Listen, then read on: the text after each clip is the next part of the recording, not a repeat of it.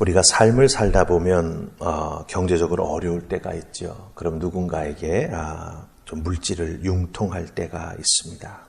우리가 그거를 이제 빚을 진다라고 하는 말로 많이 표현하죠. 예수 믿는 우리들도 때로는 빚을 질 때가 있습니다. 근데 빚을 진다라고 하는 의미는 갚아야 할 책임이 있다라고 하는 거죠. 예를 들어서 누군가에게 100만 원을 빌렸습니다. 빚을 졌습니다. 그렇다고 한다면 그 100만 원을 갚아야 할 책임이 우리에게 있다라고 하는 것이죠. 그 빚을 갚지 못하면 물론 도덕적으로도 그렇고 또 심리적으로도 그렇고 실질적으로 경제적으로 혹은 법률적으로 어려움을 당할 수도 있다라고 하는 것입니다.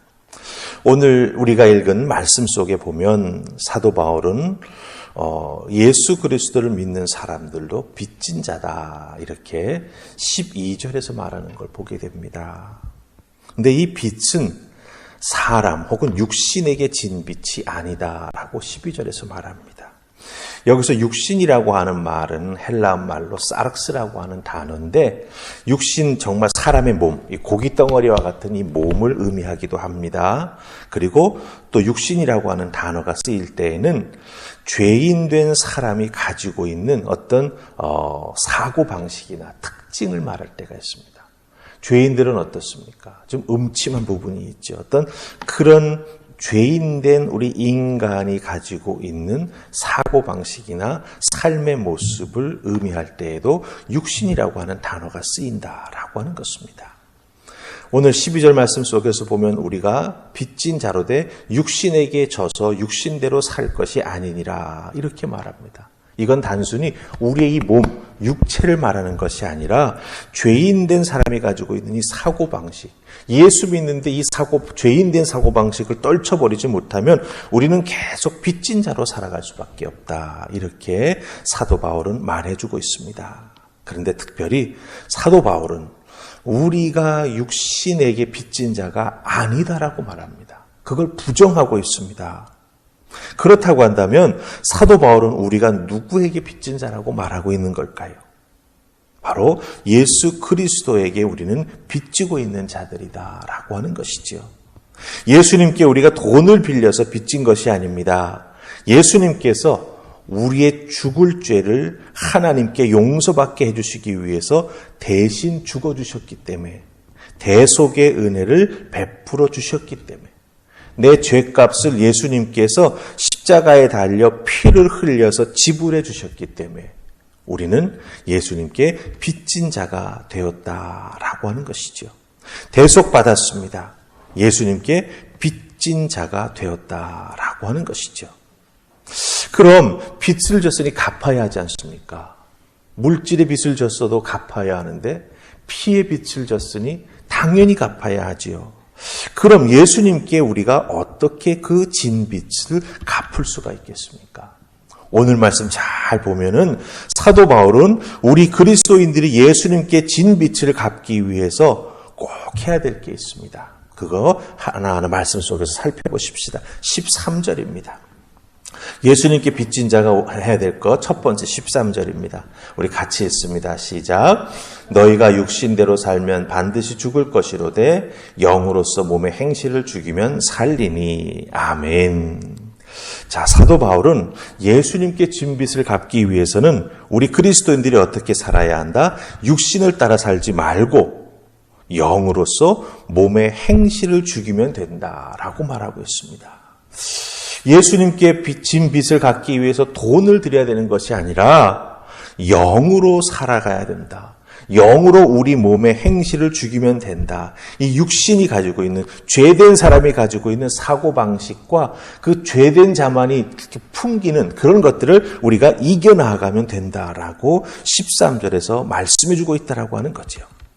예수님께 빚진 자는 육체가 아닌 예수 그리스도의 영인 성령을 따라 살아나가면 된다라고 사도 바울은 13절에서 우리에게 말해주고 있다라고 하는 것이지요. 그런데 가끔 우리들이 신앙생활하면서 성령이라고 하는 말을 들을 때 굉장히 좀 어렵게 느껴집니다. 우리가 구원의 은혜를 경험하고 말씀을 통해서 은혜 받으면서 예수 그리스도의 구원의 그 십자가의 은총을 깊이 느끼는 것, 우리가 그런 많은 체험을 하고 그렇기 때문에 예수 그리스도를 구세주로 믿고 우리가 신앙생활을 해 나아가죠.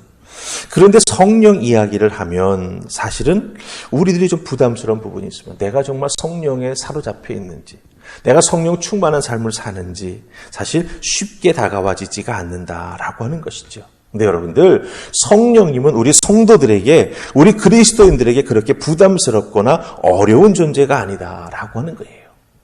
제가 쉽게 예를 들어 보일게요. 여러분들이 신앙생활 하면서 이런 것이 하나님 주신 은혜구나라고 느낄 때가 있습니다. 그렇죠?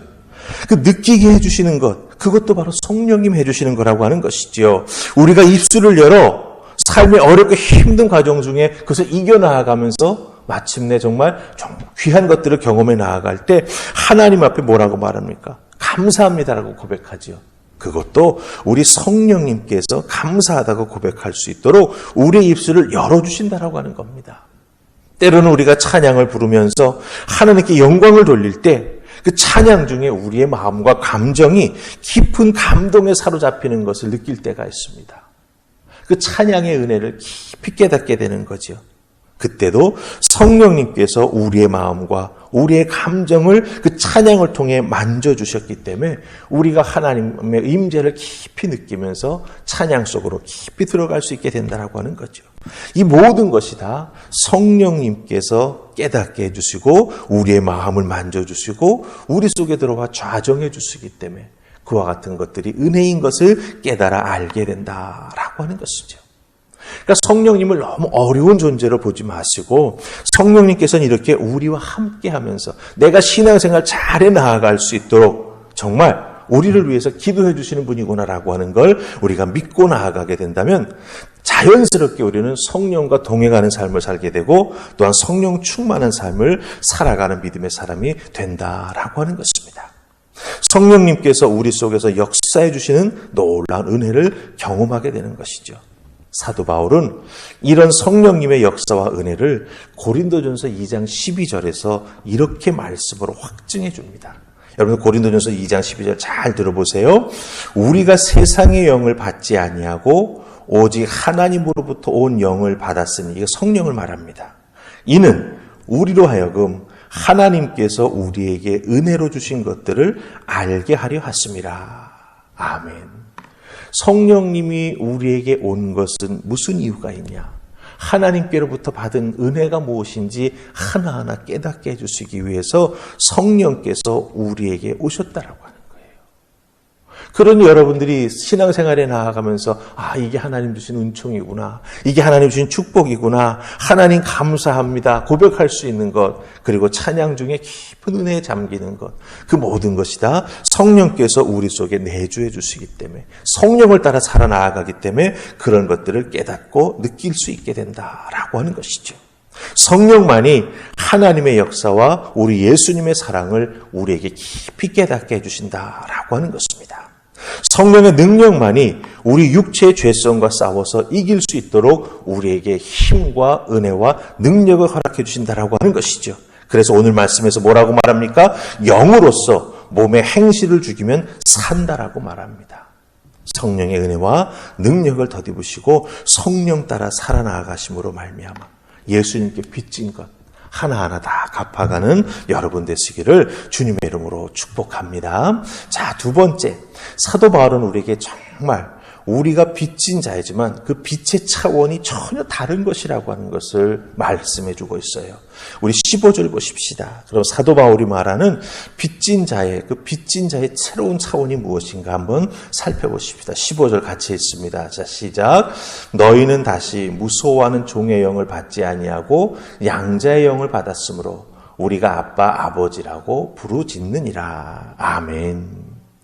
15절 말씀 속에서 보면 우리가 하나님을 아빠, 아버지라 부르는 것 자체가 우리 속에 누가 계시다라고 하는 걸 알려주는 거라고 말하죠.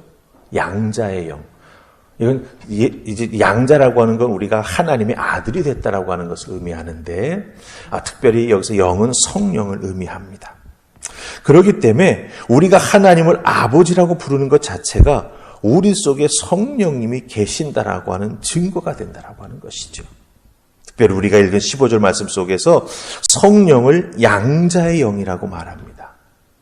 우리가 이거 개역개정에는 이렇게 되어 있는데 새번역 성경을 보면은 이 양자의 영을 아주 쉽게 번역해 놓았어요. 자녀로 삼으시는 영, 이렇게 말하고 있습니다. 양자, 자녀 삼다, 입양하다, 이런 뜻을 가지고 있지 않습니까?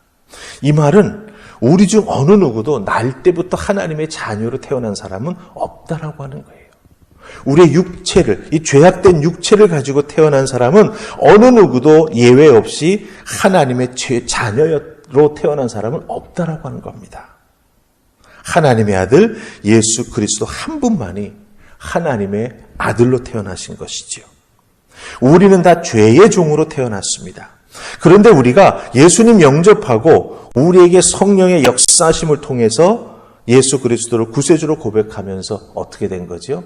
하나님을 아빠, 아버지라 부를 수 있는 하나님의 자녀가 되었고 성령께서 그것을 우리에게 확증해 주신다라고 하는 거예요. 예수님 믿고 하나님 자녀가 되었는데 성령, 바로 하나님의 영, 양자의 영, 우리를 자녀 삼으시는 영이 우리 속에 살아 역사하시면서 우리가 하나님의 아들, 딸 된 것을 확증해 주시죠. 그래서 우리는 이 성령의 확증해 주시는 은혜를 통해서 하나님을 어떻게 부를 수 있어요? 아빠, 아버지라 이렇게 부를 수 있다라고 하는 것입니다. 여러분들 법적으로 보면은요, 양자를 입양할 때 입양되는 아이가 자기를 입양할 부모를 선택하지 못합니다. 전적으로 부모 될 사람이 책임을 지고 아이를 선택하고 입양합니다. 이걸 그대로 적용해 보면요, 우리가 하나님을 택한 게 아니에요. 하나님이 택해 주셨습니다. 우리가 하나님의 양자 되기 위해서 한 것은 아무것도 없습니다. 다만 예수 믿고 성령의 충만함으로 열심히 신앙생활하면서 깨달은 것이 하나님께서 나를 아들, 딸 삼아주셨구나 라고 하는 것이죠. 그러니 예수님께 빚진 것이 그 빛이 얼마나 귀한 것이라고 하는 걸 우리는 다시 한번 깨닫게 됩니다. 그렇기 때문에 예수 그리스도의 그 사랑의 빚진 자로서 이 땅에서 어떻게 살아가야 합니까? 성령 충만한 삶, 성령으로 우리의 몸의 행실을 죽여나가면서 또한 삶의 순간순간마다 하나님을 아버지라 부르면서 하나님이 나의 모든 것 되심을 고백하며 나아가게 될 때 우리는 그 빚짐을 갚아 나아가는 귀한 믿음의 사람이요, 또한 빚을 갚아 나아가는 과정 중에 우리 하나님께서 영광 받으실 수 있도록 믿음으로 영광 돌리는 하나님의 자녀가 되고 있다라고 하는 거 꼭 기억하시고 그 말씀 의지하면서 오늘도 성령으로 여러분의 삶의 자리에서 죄와 싸워 이기시기를 주님의 이름으로 축복합니다. 아멘. 우리 기도하십시다. 좋으신 하나님 은혜 감사합니다. 이 새벽도 저희들을 부르시고 주의 전에 나와 간절히 우리 입술을 열어 간구하게 해주시니 감사합니다. 많은 기도의 제목이 있지만 우리가 하는 기도의 제목 중에 꼭 성령의 은혜를 덧입을 수 있도록 간구하는 저희가 되게 하여 주시옵소서. 영으로 우리의 죄악된 행실을 죽여나아갈 수 있도록 주여 도우시고 우리 속에 살아 역사하시는 성령님의 은혜 앞에 모든 것을 맡기며 나아가며 하나님을 아바 아버지라 부르며 영광 돌리는 삶 살아가는 우리가 되게 하여 주시옵소서. 오늘도 살아계신 성령님과 함께 동행하면서 우리들의 삶의 모든 어려움을 헤쳐나가며 하나님께 영광 돌리는 귀한 그리스도인 하나님의 아들, 딸 되게 해주실 것을 믿사옵고 예수님 이름으로 기도하옵나이다. 아멘.